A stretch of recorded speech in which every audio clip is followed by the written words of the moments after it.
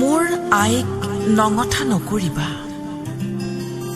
তুমিতো জানা বন্ধু, বৰ ধুনীয়াজনী আছিল মোৰ আই। পাত মেজাং কৰি বুটা বচা হিংখাপ, গুণাৰ মীনা কৰা ৰঙা নীলা আঁচলৰ কোমল ৰিহাৰে উচ্ছল বুকু আইৰ মেৰাই ধৰা, সৰু গাঁঠি ঢাকি কঁকালত পৰা গাড়ী দিয়া মেখেলাৰে মোৰ আই সোণত শুৱগা চৰা। দুহাতত জেতুকাৰ বোল ৰঙা ৰঙা, দু ওঠত বৰহম থুৰিৰ ৰং কোলা কোলা, সেন্দুৰৰ ৰঙা ফুট কপাল শুৱাই, ঘিলা কলদিলীয়া খোপা কেশৰ সজাই, আৰু মন নুমলী জীয়ৰী মোৰ আই মাতৃ ভাৰতৰ।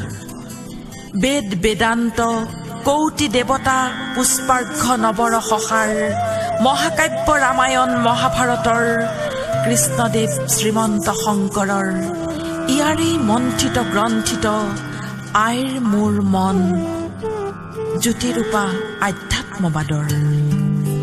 কিন্তু এতিয়া দেখিছা বন্ধু, কবিয়ে কবিতা লিখে, গীতিকাৰে গীত ৰচে, সংগীততো ৰূপৰস আন কাৰোবাৰ। উপেক্ষিতা আই মোৰ শক্তিমন্ত নিজ সন্তানৰ। মেজাং কৰি হিংসাপ বুকু ঢকা ৰিহাৰ আঁচল টানি, বৰচুৰীয়াও দেখো ভীষ্মৰূপ ধৰি দ্ৰৌপদী আইক মোৰ নঙঠা কৰে। সিহঁতক কোৱা বন্ধু, এবাৰ দুবাৰ নহয়, ঐতিহ্যমণ্ডিতা শতৰূপা আইৰ কথা শতবাৰ কৈ যোৱা। আই মোৰ নঙঠা হলে আমিবোৰো হ'ম যে নঙঠা। সেয়া যে জন্মদাত্ৰী আই আমাৰ, জীৱনৰ মৰণৰ চিৰ চেনেহৰ পুত্ৰৰ শক্তি ভক্তি অভিলাষী আই আমাৰ অনন্তকালৰ।